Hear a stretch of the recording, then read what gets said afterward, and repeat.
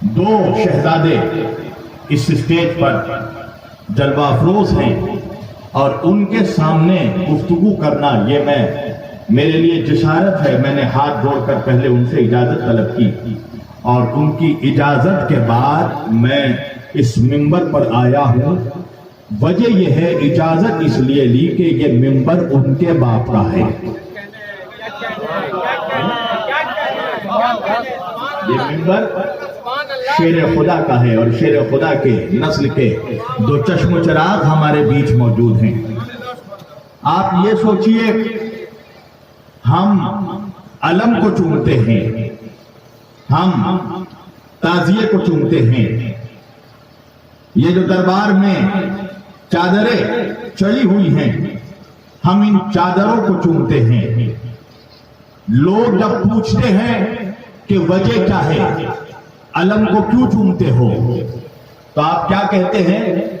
علم کو نسبت ہے حسین سے, یہ حسین کا تبرک ہے نا, یہ حسین کے شہزادوں کی مزار ہے نا یہاں پر. تو چادریں کیوں چوم رہے ہیں؟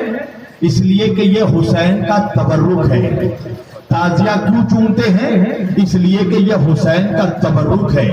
ذرا اپنے دل سے پوچھنا مسلمانوں, جب حسین کے تبرک کا یہ احترام ہے تو یہ تو حسین کی اولاد ہیں, یہ تو نسل بنی ہاشم کے شہزادے ہیں. اللہ جانے ان کا کیا مقام ہوگا. یہ زندہ تبرک ہیں ملت اسلامیہ کے لیے اور عالم انسانیت کے لیے. میں سوچ کر آیا تھا کچھ اور موضوع پڑھوں گا, مگر آپ کی خاموشی نے میرے موضوع کو تبدیل کر دیا. میں نے اس لیے کہ آپ جانتے ہیں رسول پور کنتور پور والوں, یہاں میرے وارثی, میرے بھائی, میرے پیر بھائی لوگ بھی یہاں پر بیٹھے ہیں, سب میرا مزاج جانتے ہیں کہ بچپن سے میرا ایک مزاج ہے, میں قبرستان میں پڑھنے کا عادی ہی نہیں ہوں, اس لیے کہ میدان کا آدمی ہوں, میدان میں بولتا ہوں. وجہ یہ ہے کہ ہم نے اپنے رہبروں کو قبرستان سے نہیں پایا, ہم نے جسے بھی پایا اسے میدان سے پایا ہے. ہم نے نبی کو پایا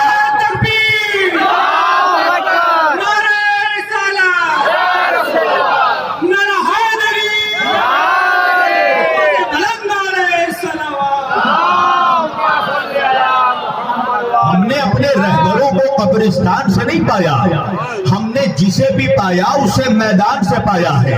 ہم نے نبی کو پایا تو بدر کے میدان سے, علی کو پایا تو غدیر کے میدان سے, فاطمہ کو پایا تو مباہلے کے میدان سے, حسن کو پایا تو صفین کے میدان سے, حسین کو پایا تو کربلا کے میدان سے.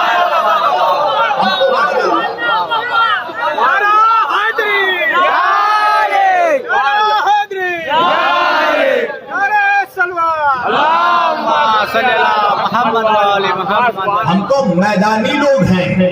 اور دیکھیے میں ہمیشہ تقریر کربلائیوں کے بیچ کرتا ہوں اور ملائیوں کے بیچ نہیں کرتا.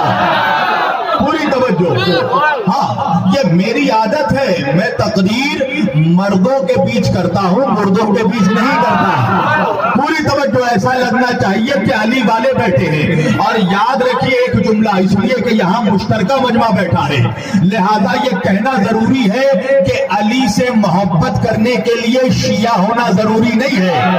پوری توجہ, علی سے محبت کرنے کے لیے سنی ہونا بھی ضروری نہیں ہے, علی سے محبت کرنے کے لیے بریلوی ہونا بھی شرط نہیں ہے, علی سے محبت کرنے کے لیے دیوبندی ہونا بھی شرط نہیں ہے, علی سے محبت کرنے کے لیے فقط حلالی ہونا شرط ہے.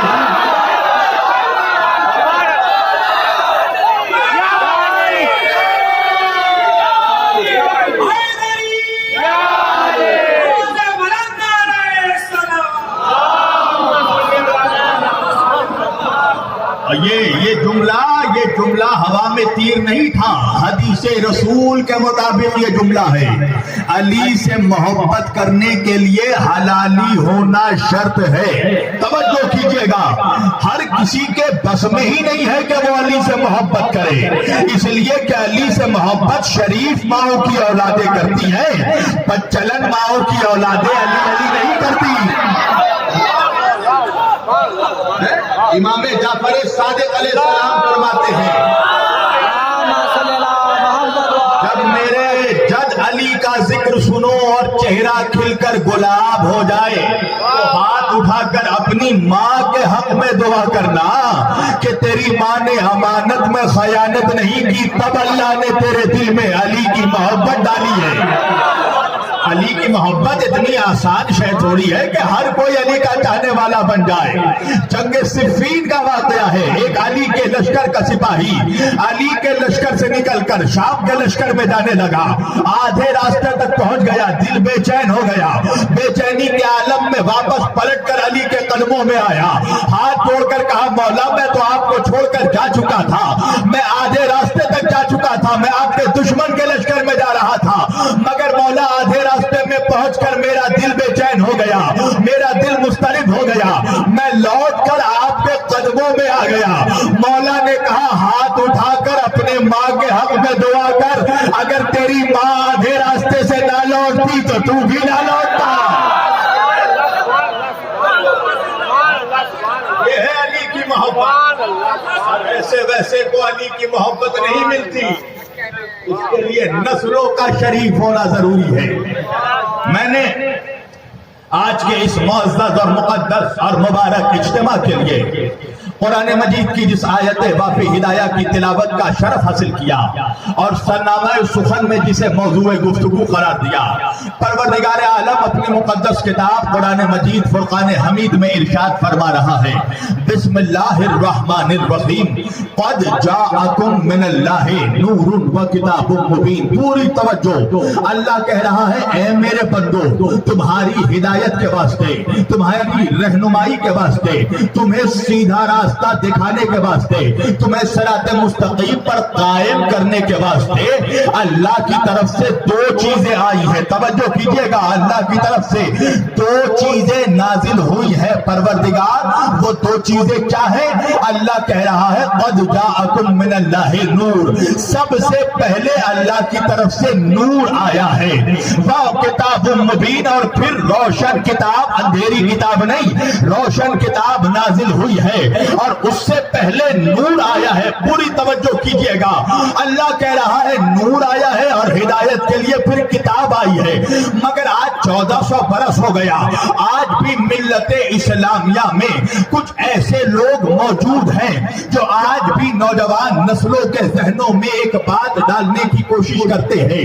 وہ بات کیا ہے؟ کہا دیکھو حسبنا کتاب اللہ، فقط اللہ کی کتاب کافی ہے۔ اس کا مطلب کیا ہے؟ کہا نہ نبیوں کی ضرورت، نہ رسولوں کی ضرورت، نہ ولیوں کی ضرورت، نہ اماموں کی ضرورت، نہ مراجع کی ضرورت، نہ پیغمبر کی ضرورت، نہ مرشد کی ضرورت، فقط کتاب کافی ہے۔ توجہ کیجئے گا، فقط کتاب کافی ہے۔ تو بھائی نعرہ لگ رہا ہے سعودیہ سے لے کر سہارنپور تک، کتاب کافی ہے۔ اب میں کنتور کے مسلمانوں سے یہ سوال کروں گا کہ یہ جو نعرہ لگ رہا ہے نا کتاب کافی ہے، تو مجھے انصاف سے بتاؤ کہ کتاب ہے کس کی؟ پوری توجہ، جواب دینا، جواب دینا بھائی، کتاب ہے کس کی؟ بولو اللہ کی نا۔ اب میں مسلسل پیرالل سوال کروں گا، مجھے جواب دیتے جانا۔ کتاب کس کی ہے؟ رسول کس کے ہیں؟ قرآن کس نے بھیجا؟ توریت کس نے نازل کیا؟ زبور کس نے اتارا؟ انجیل کس نے بھیجا؟ اچھا رسولوں کو کس نے بھیجا؟ ولیوں کو کس نے بھیجا؟ اماموں کو کس نے بھیجا؟ پیغمبروں کو کس نے بھیجا؟ ہدایت کرنے والوں کو کس نے بھیجا؟ ہادیوں کو کس نے بھیجا؟ اچھا نماز کس کے لیے پڑھتے ہو؟ سجدہ کس کو کرتے ہو؟ روزہ کس کے لیے رکھتے ہو؟ حج کس کی راہ میں جاتے ہو؟ زکات کس کی راہ میں دیتے ہو؟ اچھا یہ بتاؤ زمین کس نے بنائی؟ آسمان کس نے بنایا؟ چاند کو چاندنی کس نے دی؟ ستاروں کو روشنی کس نے دی؟ سورج کو نور کس نے دیا؟ پھولوں کو مہک کس نے دی؟ ستاروں کو چمک کس نے دی؟ آسمانوں کو بلندی کس نے دی؟ زمینوں کو پستی کس نے دی؟ سمندروں کو روانی کس نے دی؟ موجوں کو طغیانی کس نے دی؟ زلیخا کو جوانی کس نے دی؟ آدم کو علم کس نے دیا؟ موسیٰ کو حیبت کس نے دی؟ نوح کو تقویٰ کس نے دیا؟ موسیٰ کو جلال کس نے دیا؟ یوسف کو جمال کس نے دیا؟ محمد کو کمال کس نے دیا؟ تو دنیا کا 2 ارب مسلمان مل کر کہے گا مولانا زمین اللہ نے بنائی، آسمان اللہ نے بنایا، جنت اللہ نے بنایا، کوثر اللہ نے بنایا، عرش اللہ نے بنایا، فرش اللہ نے بنایا، سدرہ اللہ نے بنایا۔ میں نے کہا بھائی بات سمجھ میں آ گئی نا کہ نبیوں کو اللہ نے بھیجا، رسولوں کو اللہ نے بھیجا، ولیوں کو اللہ نے بھیجا، اماموں کو اللہ نے بھیجا، پیغمبروں کو اللہ نے بھیجا، صحیفوں کو اللہ نے بھیجا، کتابوں کو اللہ نے بھیجا۔ میں نے کہا بھائی بات ختم ہو گئی۔ جب سب کچھ اللہ کا ہے تو پھر بات بھی اللہ کی چلے گی، ملا کی نہیں چلے گی۔